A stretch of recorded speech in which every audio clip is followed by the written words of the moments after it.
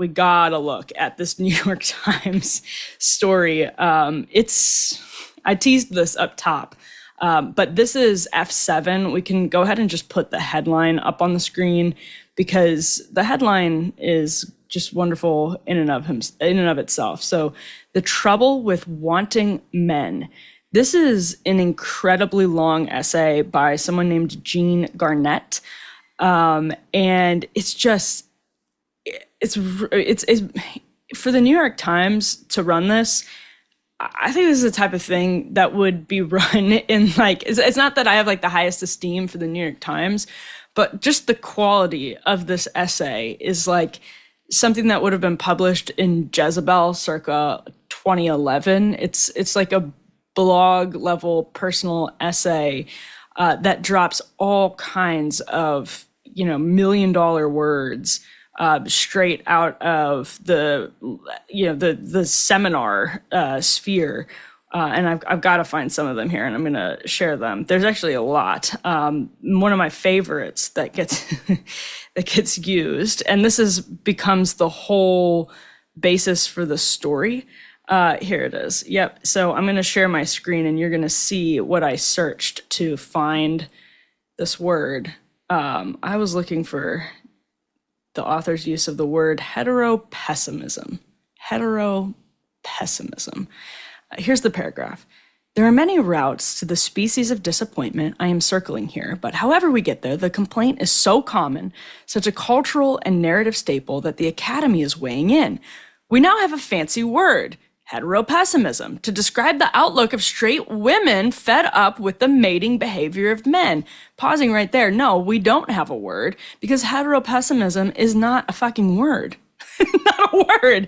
Just because some, quote, sexuality scholar named Asa Saracen comes up with the word heteropessimism does not mean that we as a collective have the word heteropessimism. Now, according to the author, this sexuality scholar has later amended heteropessimism actually to heterofatalism. And the author says that term seems at first glance to distill a mood that is no less timely for being timeless.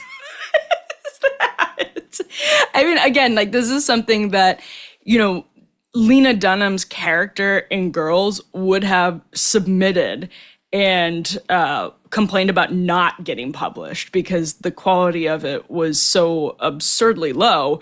But here it is, 2025 in the New York Times. And this is the author writing about no longer being with her husband, all kinds of like sexual exploits in the dating circuit, being in an open marriage, then being asked about group sex, and ultimately landing on just this concept of heterofatalism, which starts as, of course, heteropessimism. And I can't believe I even continue to say that word as though it's something real, but it's just basically landing on this concept of heterofatalism for the author is being tired of, or stems from being tired of the bad dating behavior of men.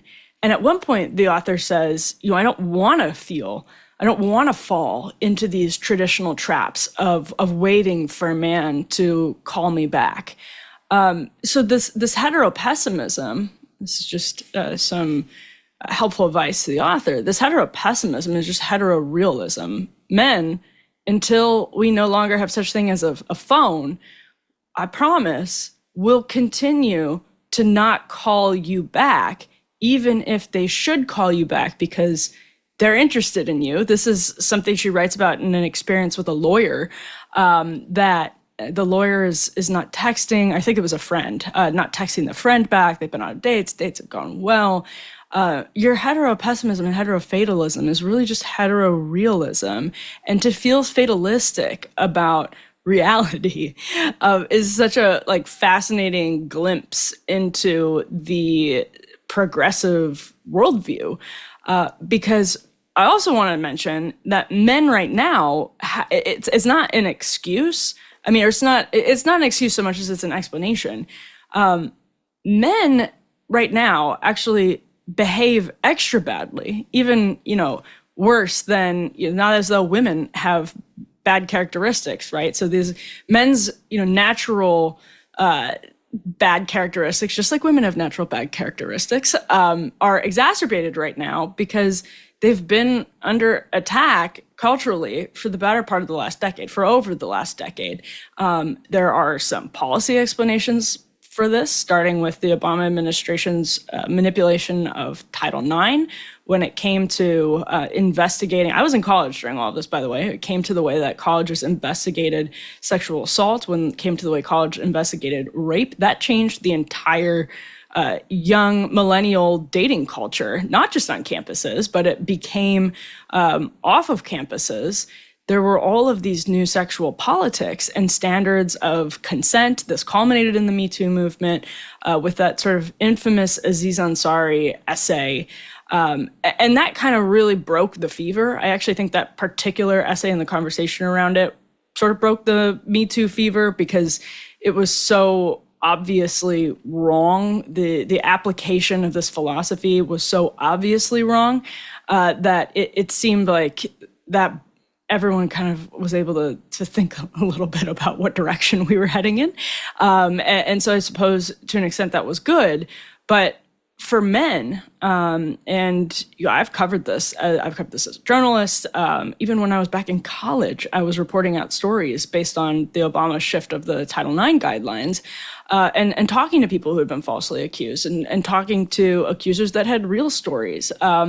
This was demoralizing for men because it stemmed from this broader cultural narrative that was splashed across the pages of every glossy magazine, every blog, and every major media outlet for years about toxic masculinity and about rape culture. And that was, of course, that's demoralizing to men, to be told that you are necessarily engaged in abusive women, or you're necessarily programmed to engage in the abuse of women because of who you are. It's a fine line, of course, between accepting, this is all happening, by the way, as the same people who are talking about toxic masculinity are trying to erase the distinctions between what a man is and what a woman is, and saying, well, this essential category of male and masculine doesn't even exist anyway, so look away, it's not a thing.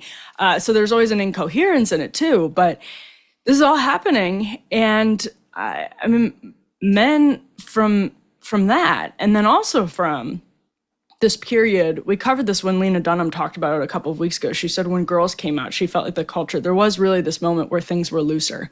She was talking about like body positivity and sexual ethics, that basically it felt like the pinnacle of the sexual revolution is something you could have extrapolated from what Lena Dunham said in that context. And she was really right. And that came with a really confusing set of expectations for men.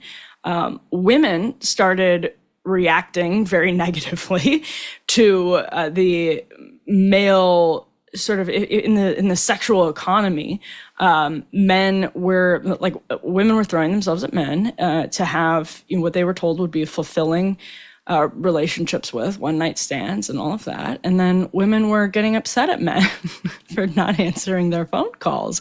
And it sounds like some of these same women are still getting upset with men for not answering their phone calls, while also insisting that these emotionally detached relationships are possible and are in fact empowering, and also that men and women aren't really all of that different. So yes, men have been demoralized and confused. So have women, by the way. But the idea that men sort of are right now behaving badly in the dating world, first of all, men and women are, like we were just talking about, like men and women always going to be a bridge, right? Everyone's always going to have to find a way to work together. Because men and women are different, and that does create all kinds of natural difficulties between men and women. But also, men now are coming to this having been told that women wanted something that women are slowly discovering they don't want.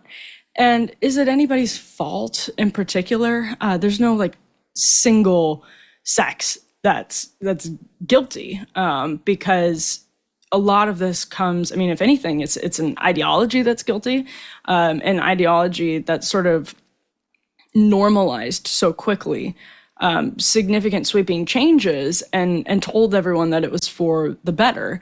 I think that's the ideology is really what's to blame, because that affected men and women in their own different ways. And, everyone has been running this experiment and realizing that it's actually not great for anybody in real time. And so what was interesting to me about this essay is that it's like taking, I don't know, like 10,000 words to say, this is the last, I'll just do the last paragraph here.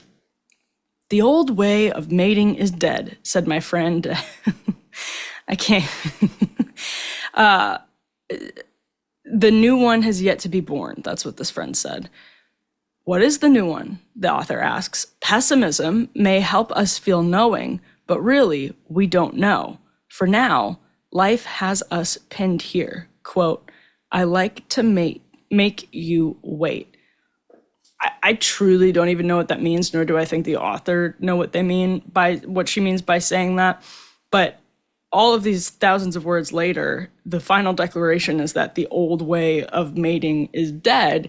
And that's fairly obvious in an age of apps and the sort of total post-sexual revolution, the entire sexual politics after the sexual revolution. I mean, that's of course true, but saying the new one has yet to be born and we're waiting for it, like a man makes a woman wait for a phone call, that basically says men are in charge. I mean, I think that's the only way you can interpret the conclusion of this long, winding New York Times essay. And that takes way too much agency away from women. That's